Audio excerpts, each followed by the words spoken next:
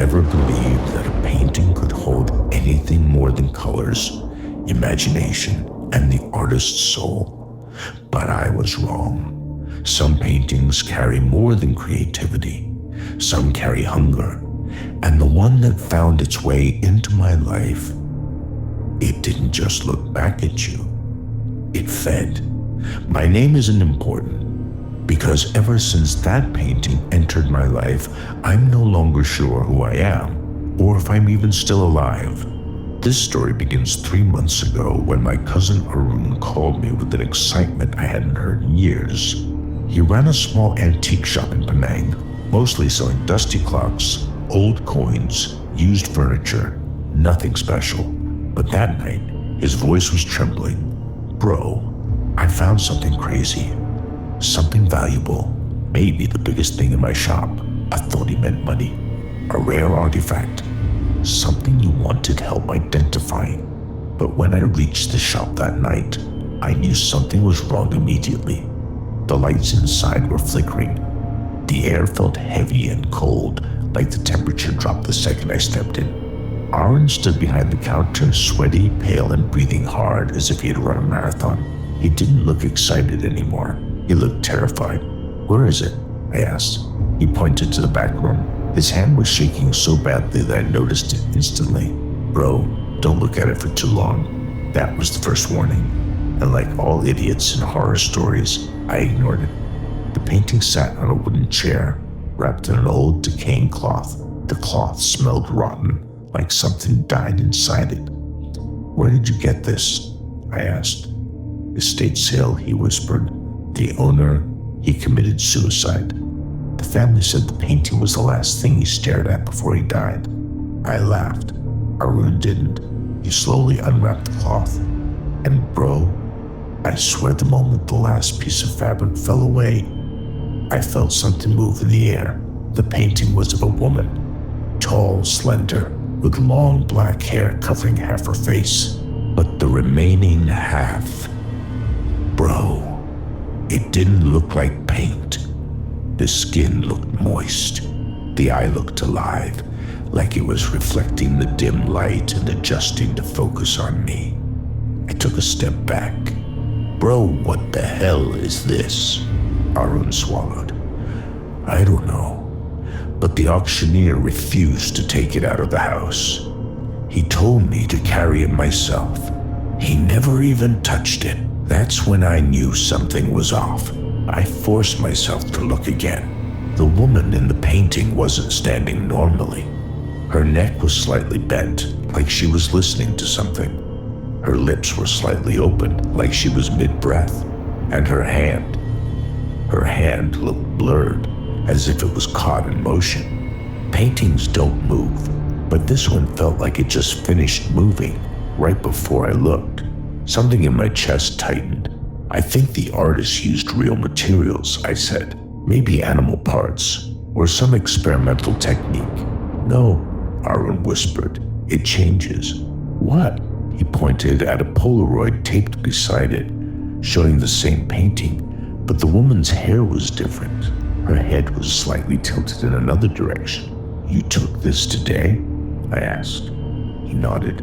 "I swear I was looking the other way this morning. I stared at the photo, then I stared at the painting. I couldn't explain it, but I felt something inside the painting staring back at me. Something hungry, something aware." Arun covered it quickly, wrapping the cloth around it again. "It's cursed," he said. "I want to get rid of it. I want to get rid of it." That was the second warning. But again, I ignored it. I told him I'd take the painting home, do some research, maybe find a buyer who collects weird artifacts. That night, I drove back with the painting in my back seat. But something extremely strange happened on the way home. The entire car smelled like soil, wet soil, like someone had been buried and dug up recently. I kept checking my rear-view mirror. Every time I did, I felt like the cloth moved, like something underneath was rising, gently breathing. At one point, when I stopped at a traffic light, I heard something from the back seat, a soft, slow whisper. Not a word, just a breath. Ha! Ha! I froze. Did I imagine that? I turned and stared at the painting. The cloth was still wrapped around it, but the shape underneath, it looked slightly different than before, like it was leaning forward. I shook it off and started driving. 30 minutes later, I reached home. I carried the painting upstairs and placed it in the guest room. I didn't unwrap it. I didn't want to, but as I walked out and closed the door, I heard something scrape against the wall from inside the room. Very slowly, very softly, like someone dragging their fingers across the paint. I didn't sleep that night. The next morning, I went to check on it again. The cloth was on the floor. The painting was leaning against the wall. I swear, I left it lying flat on the table last night. My heart started racing. I picked it up slowly and looked at the painting. Bro, it changed. The woman's head was no longer tilted. It was straight. Her face was clearer, and her mouth was closed last night. Now it was slightly open, just a bit, and the shadow at the corner of her lips, it looked like dried blood. I dropped the painting. I wanted to call Aaron, but before I did, my phone buzzed. It was a text from him. Are you okay, bro? Please tell me you didn't unwrap it. I called him immediately. He answered on the first ring. Bro, listen to me. Do not look at her for too long. If you stare, she stares back. But when you blink, she gets closer. What does that even mean? I yelled. Aaron took a shaky breath. The painting, it eats people. My blood ran cold. Bro, stop joking. I'm not, he said. 3 people owned this painting before, all dead, all with the same expression, eyes wide, mouth open, body stiff like they saw something before dying. I felt chills go through me. Who painted this? I asked. That's the problem, he whispered. No one knows. The signature, it's written in something that looks like rust or dried blood, and the painting is older than everyone who owned it. I looked at the painting again, the woman's eye. It wasn't painted. It was wet, reflecting the light, quivering slightly. I'm coming to your shop, I told him. Bring the painting, he said. We need to burn it tonight. That evening, I brought it with me. The streets were strangely empty. The sky was darker than usual. Arun was waiting outside the shop. When I took the painting out of the car, he stepped back. Bro, don't hold it for too long, he said. People who touch it, they hear things. Hear what? He swallowed. Voices of the souls trapped inside. I shivered. We placed it in the shop's back room. Arun locked the door. Midnight, he said. We burn it at midnight. That's when its power is weakest. I didn't know how he knew that. He didn't explain, because something else caught our attention. We heard footsteps inside the room, slow, soft, bare footsteps, and then a knock from the inside. Don't open it, Arun whispered. The knocking became louder, harder, angrier. It wasn't a human knock. It was like someone was slamming their palm against the wood. Lamb? Lamb? Lamb. We backed away slowly. Then everything went silent. Too silent. Maybe she's gone, I whispered. Arun stared at me like I lost my mind. She never leaves, he said. She only waits. We stayed outside the back room for hours, lights dim, hands shaking. The air felt heavier and heavier, like something was breathing in the room behind the door. At 12:03 a.m., everything changed. The lights flickered. Every mirror in the shop cracked at the same time, and we heard a whisper. So close, so gentle, so horrifying. Let me out. Arun covered his ears and screamed. I froze, unable to move. The voice didn't sound like a ghost, didn't sound like a woman either. It sounded like something that had been starving for centuries, something that just found new food. Us. The door handle began to turn by itself. Slowly. The door handle twisted so slowly that every second felt like a blade dragging across my skin. Aaron grabbed my arm, his nails digging in, whispering, "Don't move, it don't breathe." But the handle kept turning. Halfway, 3/4, click. The latch unlocked by itself. The door opened just a few centimeters, just enough for darkness to spill out. Thick, cold, suffocating.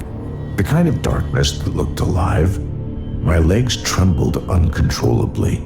And then, a pale hand slid out from the gap. Not painted, not fake. A human hand. Thin, bony, blue veins bulging beneath the skin. Fingers elongated like claws. It crawled along the floor like a spider, dragging itself forward, searching, sensing, hunting. Aaron choked a scream. Bro, it's coming out? It's coming out? I froze. My brain refused to process the sight in front of me, because the hand wasn't just crawling. It was feeling for us, tapping the floor, dragging its nails, sniffing the air like it could smell our souls. And the whisper returned, hungry. The voice was deep now, layered, unnatural, as if hundreds of whispering mouths were speaking at once from inside the painting. The hand suddenly jerked and turned sharply toward us. It sensed us. "Run," I shouted. We sprinted out of the shop, the air around us suddenly hot, then cold, then hot again, like reality was warping. The lights flickered violently. A tall shadow stretched across the wall, growing longer and longer, bending at angles no human spine could bend. That was no woman. That was no ghost. That was something much older, much darker. We slammed the shop's front door shut and locked it. Inside, we heard crawling, fast crawling, like something feral was charging on all fours. Arun dropped to his knees. She's out. She's out. We didn't burn it in time. His voice cracked into sobs. I grabbed him by the shoulders. Bro, listen. There has to be a way to stop this thing. Who owned it before? How did they die? What happened? He wiped his tears. All 3 owners died with their faces twisted, eyes missing, like something sucked them out. My skin crawled. And the painter? I asked. Arun whispered. He didn't paint it. He captured it. What? He continued shakily. The painter was a monk who vanished into the jungle 200 years ago. Legend said he saw a demon, a soul eater, taking human form. He tried to trap it by painting its true shape, and he succeeded, partially. My heart began racing. What do you mean partially? Arun swallowed. The demon got trapped, but only its body, not its hunger. I felt my stomach drop. So the painting, I asked the demon. He shook his head slowly. No, bro. The painting is its door.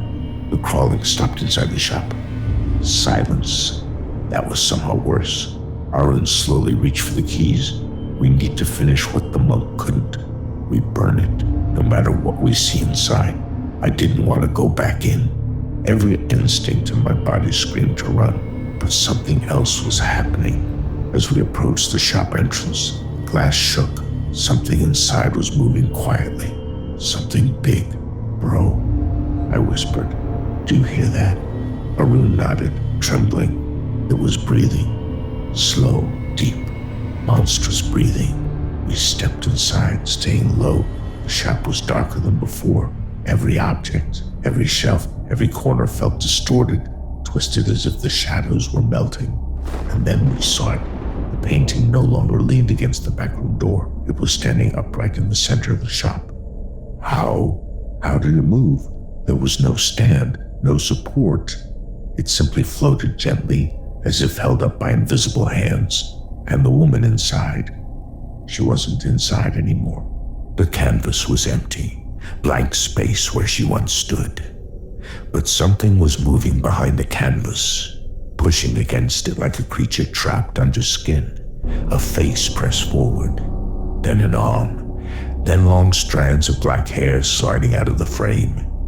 Aaron nearly fainted. Bro, she's breaking through. She's breaking through.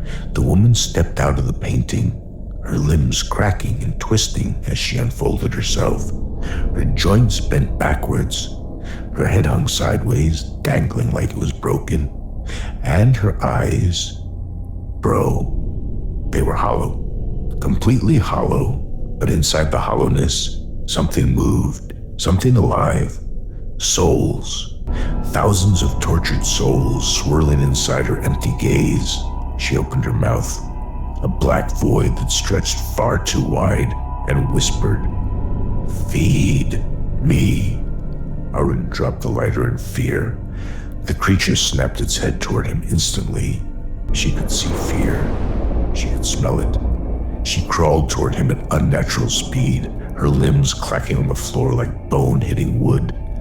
I grabbed the lighter and shoved it into my pocket. "Eh?" I shouted, trying to distract her. The creature twisted her head 180 degrees to look at me. Her mouth curled into something resembling a smile. Not human. Not alive. Just hungry. I backed away slowly. Then something happened. Something we didn't expect. Arun pulled out a small journal from behind a shelf. "The monk's notes," he whispered. "I forgot I had this." He flipped to the last page. There was only one line written in red, shaky handwriting. "Burn it with your back turned. Do not watch her die, or she takes you with her." My blood turned to ice. "Bro, we have to burn the painting." Without looking at her, Arun nodded. "That's the only way." The creature was now inches away from him, its fingers crawling up his neck, her nails pressed into his skin. She opened her mouth wider and wider and wider. I lunged forward, grabbed the canvas, and dragged it to the center of the shop. She shrieked, a sound so high-pitched it felt like needles stabbing my ears.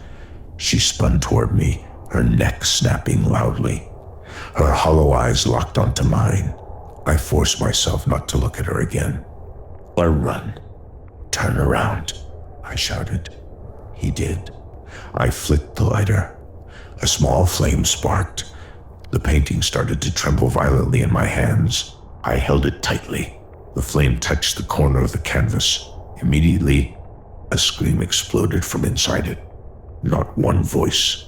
Hundreds. Thousands. Every soul it consumed over centuries shrieked at once. The shop lights burst. The walls cracked. The ground shook beneath us. The creature behind me let out a roar that didn't sound like it came from this world. A distorted demonic howl. I didn't turn. I didn't look. I clenched my eyes shut and held the flame steady. The canvas caught fire. The woman's screams grew louder and louder and louder until they abruptly stopped. Silence. Pure, heavy silence. I opened my eyes. The painting was ash, and the creature gone. Arun and I sat outside until sunrise, shaking, unable to speak. When the morning light finally came, we walked back inside. Everything was normal. The shop was intact. No cracks, no shadows, no sign of anything supernatural. It was over. At least, that's what we thought, until we heard a knock on the backroom door. A slow, gentle, familiar knock. Pam, Pam, Pam. Aaron stared at me, pale. "Bro, did you hear that?" I nodded, because the knock didn't come from the door. It came from behind a picture frame hanging on the wall. A picture frame that used to be empty now had a shape forming inside. A woman with long black hair and one hollow eye watching us. A new painting. A new curse. A new hunger. If you want to hear more terrifying stories like this, if you want nightmares that follow you into the dark, make sure you subscribe to our channel, Dark Vision, because the darkness is only getting deeper.